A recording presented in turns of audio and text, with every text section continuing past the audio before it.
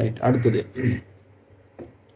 பின்வரும் தகவல்களை கொண்டு 10, 11 வரையிலான வினாக்களுக்கு விடை தருக. இதுக்கு பொறுத்து தான் கொஞ்சம் கஷ்டமான கேள்விகள் வரப்போகுது. ரைட். நேரடியாக கேள்வியை பாருங்கள். இப்போ சொல்லிக்கிறேன், அக்கௌண்டிங்கில் தகவலை வாசிச்சோன்னு நேரடியாக கேள்வியை பார்க்கணும். 10வது கேள்வி, மேற்படி வழுக்களுள் எது தொங்கல் கணக்கில் உள்ள மீதிக்கு வழிவகுத்துள்ளது? தொங்கல் கணக்கு. தொங்கல் கணக்கு. இந்த தொங்கல் கணக்குன்னு சொல்றது என்னது? இந்த தொங்கல் கணக்கு எதற்காக தயாரிக்கப்படுகிறது? இப்போ பரீட்சை மீதி நம்ம செய்யணும். பரீட்சை மீதி எப்படி இருக்கும்? விவரம், வரவு, செலவு. இதில் இந்த பரீட்சை மீதில் இப்படி டோட்டல் பண்ணும்போது வரவு பக்கம் 100ன்னு சொன்னால் செலவு பக்கமும் 100 காணப்பட வேண்டும். ரைட். வரவும் செலவும் சமப்படுத்தப்பட வேண்டும். அப்படி வரவும் செலவும் சமப்படுத்தப்படாத போது, இந்த வரவு உதாரணத்துக்கு 90ஆகவும் செலவு 100ஆகவும் இருந்தால் என்ன சமனா இல்லை? அப்படி ரெண்டு பக்கமும் சமப்படுத்தப்படாத போது உருவாக்கப்படுறது தான் தொங்கல் கணக்கு. ரைட். பார்க்குறதுலாம் தொங்கல் கணக்குன்னு சொன்னால் வரைவிலக்கணம் தேவையானக்கு எழுதி கொள்ளுங்க, நான் சொல்கிறேன். பரீட்சை மீதி இரு பக்கமும் இணங்காத போது, பரீட்சை மீதி இரு பக்கமும் இணங்காத போது உருவாக்கப்படும் தற்காலிக கணக்கே தொங்கல் கணக்கு ஆகும். உருவாக்கப்படும் தற்காலிக கணக்கே தொங்கல் கணக்கு ஆகும். பரீட்சை மீதி இரு பக்கமும் இணங்காத போது உருவாக்கப்படும் தற்காலிக கணக்கே தொங்கல் கணக்கு ஆகும். ரைட். தொங்கல் கணக்கு நல்லா நினைக்கிட்டானே, பரீட்சை மீதி செய்யும்போது ரெண்டு பக்கமும் சமப்படுத்தப்பட வேண்டும். அப்படி சமப்படுத்தப்படாது இருக்கும்போது உருவாக்கப்படுற கணக்கு தான் தொங்கல் கணக்கு. இந்த தொங்கல் கணக்கு உருவாகிற பிரதான சந்தர்ப்பங்கள் இது. தொங்கல் கணக்கு உருவாகும் பிரதான சந்தர்ப்பம், உருவாகும் சந்தர்ப்பங்கள். ரைட். எழுதிக் கொள்ளுங்க. முதலாவது, ஏதாவது ஒரு கணக்கில் மாத்திரம் பதிவு செய்தல். பொதுப்பேரேட்டில் ஏதாவது ஒரு கணக்கில் மாத்திரம் பதிவு செய்தல். எழுதிக் கொள்ளுங்க. பொதுப்பேரேட்டில் ஏதாவது ஒரு கணக்கில் மாத்திரம் பதிவு செய்தல். இரண்டாவது, பொதுப்பேரேட்டில் இரண்டு பதிவையும் ஒரே பக்கம் பதிதல். பொதுப்பேரேட்டில் இரண்டு பதிவையும் ஒரே பக்கம் பதிதல். அதாவது நான் எழுதவா? முதலாவது சொன்னேன், பொதுப்பேரேட்டில் ஒரு கணக்கில் மாத்திரம் பதிதல்.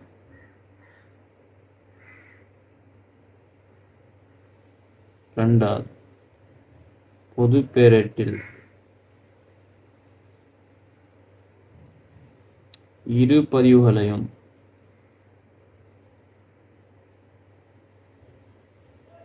ஒரே பக்கத்தில் பதிதல். அப்படின்னு என்னன்னு சொன்னா, அப்போ பொதுப்பேரேடு எந்த அடிப்படையில் தயாரிக்கப்படுது? இரட்டை விளைவு. எனவே ரெண்டு பதிவுகள் இருக்கும். வரவு ஒரு பக்கம் இருக்கும், செலவு ஒரு பதிவு இருக்கும். அப்படி வரவு செலவுன்னு பதியாம ரெண்டையுமே வரவா பதிடுது. உதாரணத்துக்கு காசு 1,00,000 ரூபாய் பெறப்படுதுண்டா, காசு கணக்கு வரவு, கடன் பட்டோர் கணக்கு வரவு, அப்படின்னு ரெண்டையுமே ஒரே பக்கம் பதிஞ்சா கட்டாயமாக தொங்கல் கணக்கு உருவாகும். ரைட். தொங்கல் கணக்கு உருவாகிறது எப்படின்னு பார்க்கறதுக்கான பாயிண்ட்ஸ் தான் சொல்லிடுகிறேன், எழுதி வச்சுக்கொள்ளுங்க. மூணாவது, ஏதாவது ஒரு கணக்கில் தொகையை தவறவிடல். பொதுப்பேரேட்டில்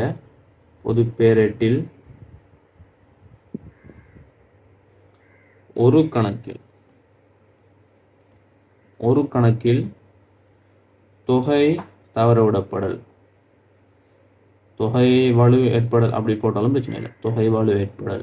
அதாவது கடன் பட்டோரிடமிருந்து 1,00,000 ரூபாய் பெற்றதுன்னு சொன்னால், காசு கணக்கு வரவு 1,00,000, கடன் பட்டோர் கட்டுப்பாட்டு கணக்கு செலவு 10,000 அப்படின்னு பார்த்தீங்கன்னா தொங்கல் கணக்கு கட்டாயமாக உருவாகும். தொங்கல் கணக்கு உருவாவதற்கான காரணங்கள். ரைட். அடுத்தது நாலாவது, பொதுப்பேரேட்டில் கூட்டுத்தொகை வலு. பொது பேரேட்டில் கூட்டுத்தொகை வலு ஏற்படல்.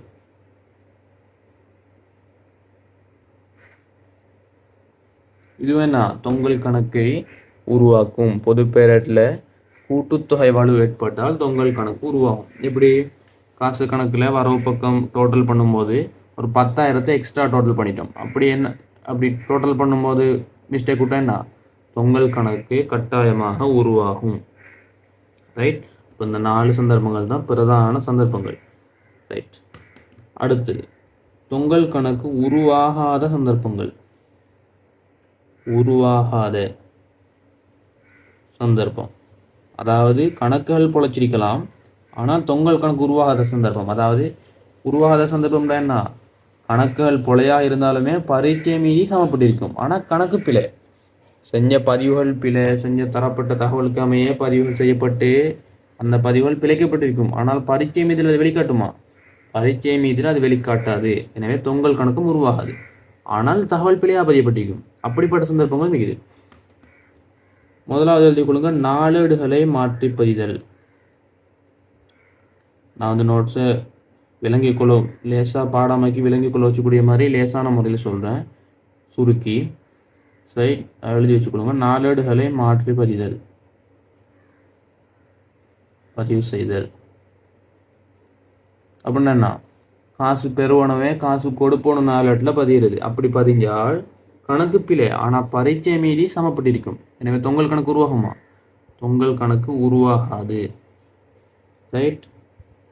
ரெண்டாவது, நாளேட்டில் தொகை மிஸ்டேக் விடுறது. நாளேடுகளில் தொகை வலு ஏற்படல். இப்படி பார்த்தீங்கன்னா தொங்கல் கணக்கு உருவாகாது, ஆனால் கணக்கு பதிவு பிழை, பரீட்சை மீறி சமப்பட்டிருக்கும், தொங்கல் கணக்கு உருவாகாது. நாளேடுகளில் தொகை வலு ஏற்படல். உதாரணத்துக்கு விற்பனை நாளேட்டில் கடன் விற்பனை 1,00,000 5,00,000 பதிகிறது. அப்படி பார்த்தீங்கன்னா 2 பதிவுகளும் சமனாக பதியப்படும். சரியா, நாளேட்டில் வந்து ஒரு பதிவு பதிவோம். அப்படி பதியும் போது பொது பேரேட்டுக்கு அது மாற்றப்படும் போது 2 பதிவுமே ஈக்குவலாக தான் போகும், ஆனால் கணக்கு பிழை, ஆனால் தொங்கல் கணக்கு உருவாகாது. அதாவது பரீட்சை மீறி சமப்பட்டு காணப்படும். அவ்வாறான சந்தர்ப்பம். ரைட். மூன்றாவது, நாளேடுகளில் கூட்டுத்தொகை டோட்டல் மிஸ்டேக் உள்ளது. காசு பெறுவன நாளேட்டில் விற்பனையில் 3,00,000 இருந்துன்னு சொல்லி அதை நம்ம டோட்டல் பண்ணும்போது 1,00,000 கூடுதலாக கூட்டிட்டோம். அப்படி பார்த்தீங்கன்னா கணக்கு பிழை, ஆனால் தொங்கல் கணக்கு ஏற்படாது, பரீட்சை மீறி சமப்பட்டு காணப்படும். நாளேடுகளில் கூட்டுத்தொகை வலு ஏற்படும். ரைட். அடுத்தது, நாளேடை விட்டுறது. எப்படி, நாளேட்டில் விடுபடல். நாளேட்டில் விடுபடல், கடன் கொடுத்தோருக்கு செலுத்திய காசு ரூ. 50,000 நாளேடுகளில் இருந்து முற்றாக தவறவிடப்பட்டிருந்தது. அப்படி தரலாம். அப்படி தந்தா பரீட்சை மீறி சமப்பட்டிருக்கும், பட் கணக்கு பிழை, பதிவு செய்தது பிழை, அது ஒரு வலு. இதுதான் பிரதான சந்தர்ப்பங்கள். இதெல்லாம் தொங்கல் கணக்கு உருவாகும் சந்தர்ப்பம், இது தொங்கல் கணக்கு உருவாகாத வலு ஏற்படும் சந்தர்ப்பம். ரைட். இப்போ கேள்வியை பார்ப்போம். ரைட். 10வது கேள்வி, ரஞ்சனி ட்ரேடர்ஸின் 31/3/2023 உள்ளவாறு பரீட்சை மீதியானது சமப்படவில்லை. வித்தியாசமானது தொங்கல் கணக்கிற்கு மாற்றப்பட்டது. தொடர்ந்து மேற்கொள்ளப்பட்ட பரிசீலனையின் போது பின்வரும் வழுக்கள் வெளிப்படுத்தியது. ரைட். கேள்வி என்ன, மேற்படி வழுக்களுள் எது தொங்கல் கணக்கில் உள்ள மீதிக்கு வழிவகுத்தது? அதாவது தொங்கல் கணக்கு உருவாகுவதற்கான காரணம், தொங்கல் கணக்கு உருவாகுவதற்கான வழுக்கள். நான் சொன்ன இந்த உருவாகும் சந்தர்ப்பங்கள் இந்த 4 விஷயங்கள், அந்த 4 விஷயங்கள்ல இருந்து நம்ம கண்டுபிடிக்கணும். ரைட். பார்க்குறேன். சம்பள செலவுக்கு செலுத்திய ரூ. 2,00,000 காசு கணக்கில் சரியாக பதியப்பட்டிருந்தது, ஆனால் இது சம்பள செலவு கணக்கில் பதியப்பட்டிருக்கவில்லை. என்ன, உருவாகும் சந்தர்ப்பத்தில் முதலாவது பாயிண்ட் பாருங்க, பொது பேரேட்டில் ஒரு கணக்கில் மாத்திரம் பதிதல். செலுத்திய சம்பளத்துக்கு பதிவு என்ன, சம்பள செலவு கணக்கு வரவு, காசு கட்டுப்பாட்டு கணக்கு செலவு. அப்போ என்ன செஞ்சுக்கணும், 2 பதிவுகள் பதியப்பட்டிக்கணும். இங்கே என்ன சொல்லிக்கிறது, சம்பள செலவுக்கு செலுத்திய ரூ. 2,00,000 காசு கணக்கில் சரியாக, அப்போ காசு கணக்கில் செலவு பக்கம் சரியாக பதியப்பட்டிக்குதாம். சம்பள செலவு கணக்கில் வரவு பக்கம் பதிய இல்லை, ஒரு கணக்கில் மாத்திரம் பிழை விட்டதால ஏ என்பது தொங்கல் கணக்கை உருவாக்கும். ஏ தொங்கல் கணக்கை உருவாக்கும். ரைட். ரெண்டாவது, காசு பெறுவனோ நாளேட்டின் அனுமதித்த கழிவுணர்களின் மொத்தம் ரூபாய் 50,000 ஆனது பெற்ற கழிவு கணக்கில் செலவு வைக்கப்பட்டுள்ளது. இது அந்த இதுக்குள்ள வரும். காசு பெறுவனோ நாளேட்டின் அனுமதித்த கழிவுணர்களின் மொத்தம். அனுமதித்த கழிவு என்பது என்ன? கொடுத்த கழிவு. கொடுத்த கழிவை பெற்ற கழிவில் வச்சுக்கிறோம். எப்படி வச்சுக்கிறோம்? பொது பேரேட்டில் ஒரு கணக்கில் மாத்திரம் பதிதல்.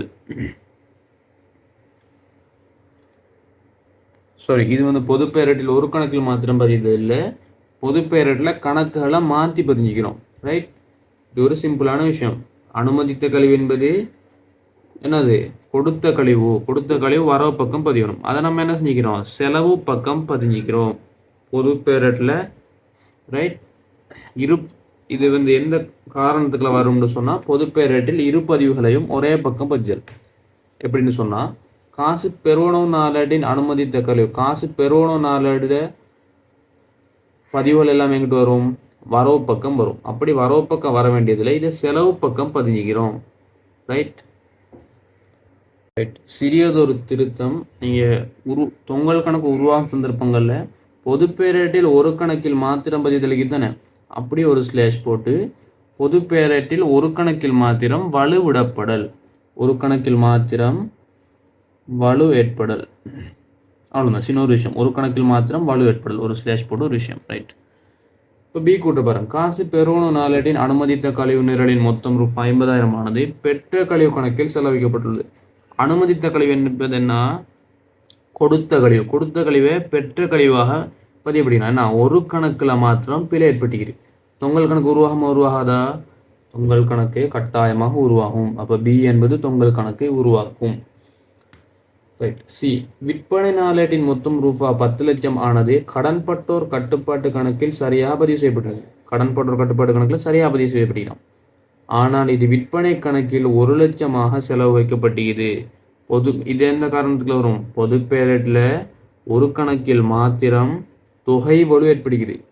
விற்பனை எவ்வளோ? 10,00,000 ரூபாய். ஆனால் விற்பனை கணக்கில் எவ்வளோ பதியப்படுகிறது? 1,00,000 பதியப்படுகிறது. அப்போ ஒரு கணக்கில் மாத்திரம் தொகை வலு ஏற்படுகிறது. எனவே சி என்பது நான் தொங்கல் கணக்கை உருவாக்கும்.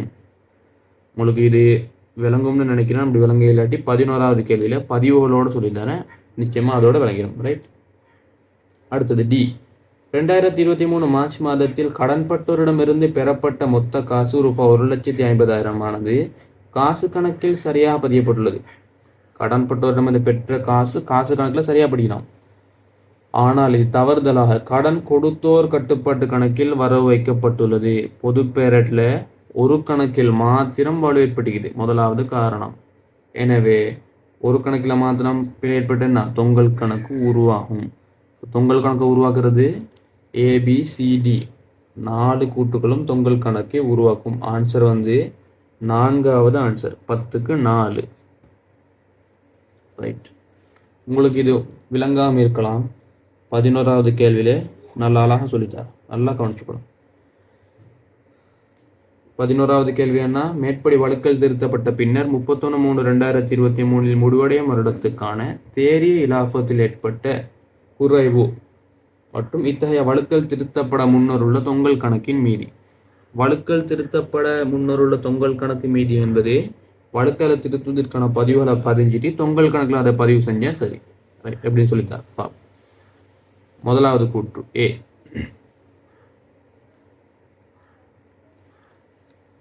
சம்பள செலவுக்கு செலுத்திய ரூபாய் 2,00,000 ஆனது காசு கணக்கில் சரியாக பதியப்பட்டிருந்தது. ஆனால் இது சம்பள செலவு கணக்கில் பதியப்படவில்லை. சம்பள செலவு என்பது எங்கிட்டு பக்கம் வரும்? செலவு. சம்பள செலவு. செலவு பதியப்படவில்லையாம். அப்போ நம்ம என்ன செய்யணும்? செலவு முதல்ல பதியணும். அப்போ சம்பள செலவு கணக்கு வரவு. செலவுகள் எல்லாமே வரவு பக்கம் பதியப்படும். 2,00,000 ரூபாய். ரைட். ஒரு பதிவை பதிஞ்சிட்டோம். ரெண்டாவது எப்படி பதிகிறது? காசு கணக்கில் சரியாக தானே பதியப்படுகிறோம். அப்போது ஒரு கணக்கில் தானே மிஸ்டேக். அப்போது வரவு பக்கம் வச்சுட்டோம். மிச்சம் வைக்கிற செலவு என்ன செய்வோம்? தொங்கல் கணக்குக்கு மாற்றுவோம். தொங்கல் கணக்கு செலவு விளங்கிட்டா? ஒரு கணக்கில் மாத்திர மிஸ்டேக் ஏற்படுகிற அப்போ தொங்கல் கணக்கு வரும். சம்பள செலவு கணக்கில் பதியப்படவில்லைன்னா சம்பள செலவு இப்போ பதியணும். அப்போ சம்பள செலவுகள் எல்லாமே வரவு பக்கம் பதியப்படும். எனவே வரவு சம்பள செலவு கணக்கு வரவு 2 லட்சம் ரூபாய், தொங்கல் கணக்கு செலவு 2 லட்சம் ரூபாய். இது பதிஞ்சிட்டா மிச்சம் ஈகிறது தொங்கல் கணக்கு தான். இது வேற ஒரு கணக்கும் இல்லையே பதிகிறதுக்கு. எனவே தொங்கல் கணக்கு செலவு. அடுத்தது பி.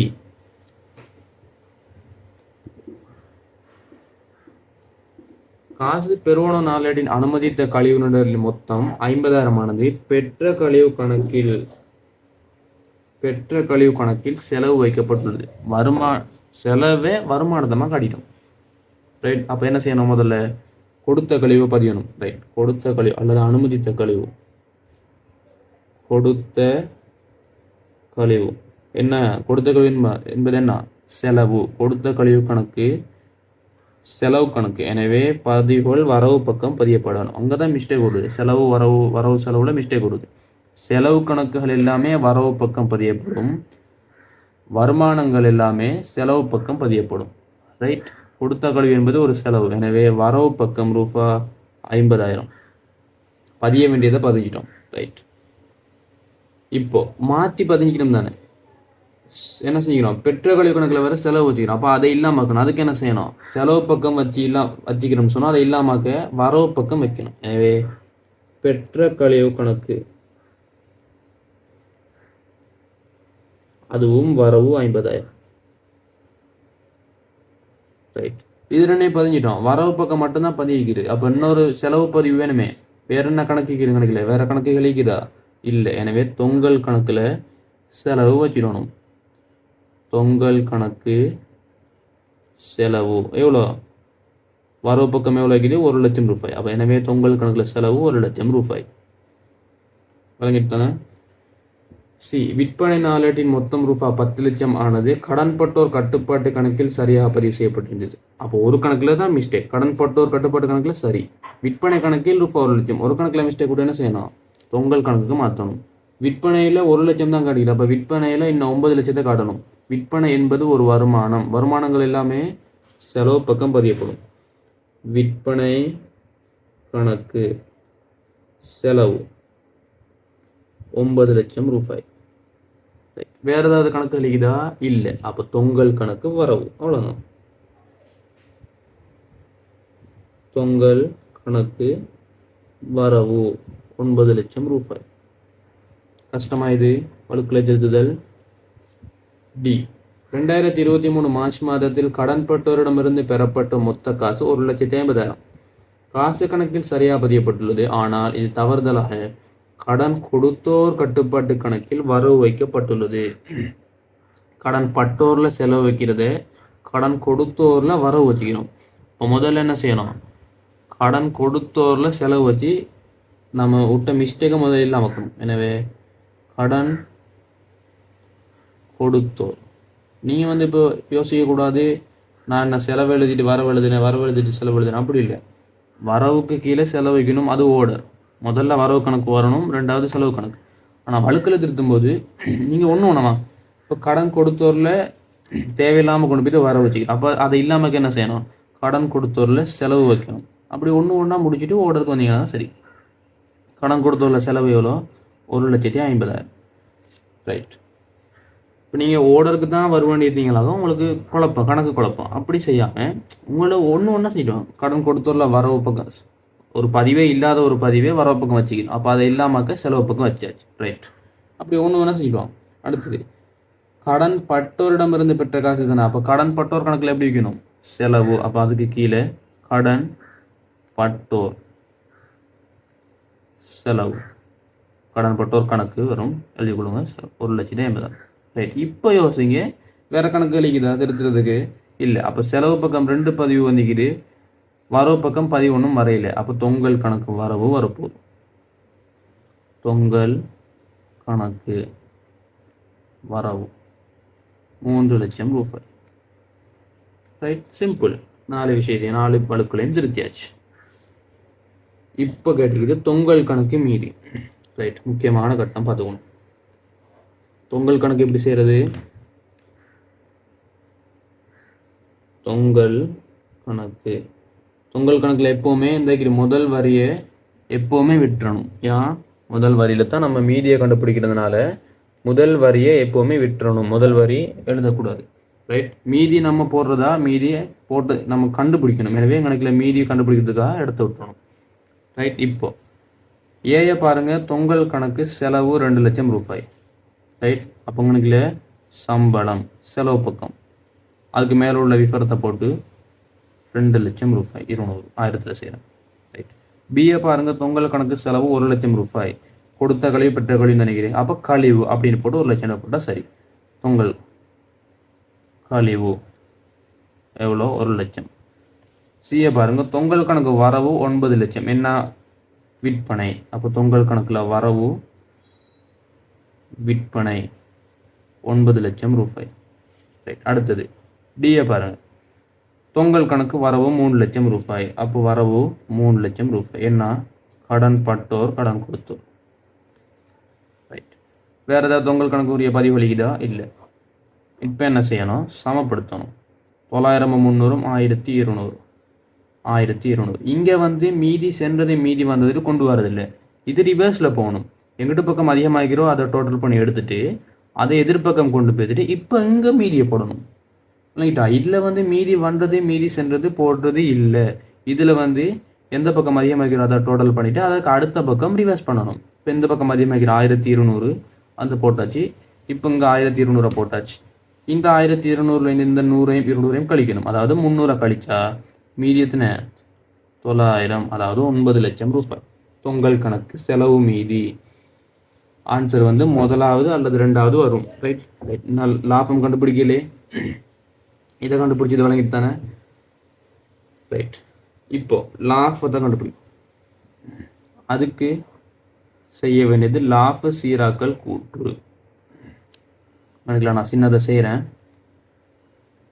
லாப விளங்குது தானே இது? சீராக்கல் கூற்று.